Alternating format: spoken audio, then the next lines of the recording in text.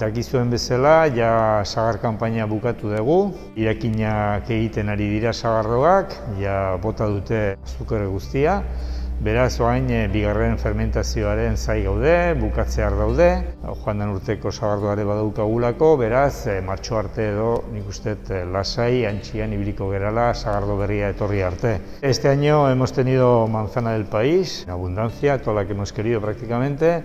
Entonces nosotros la producción la tenemos centrada en eso, en la Euskal Sagardoa, y pensamos que van a ser sidras no de mucho color, quizá con un menos cuerpo que en años anteriores, pero vienen con mucha chimparta, con un carbónico muy acentuado. Yo creo que van a ser sidras muy fáciles de beber. Pensamos que el año que viene podremos trabajar con cierta normalidad.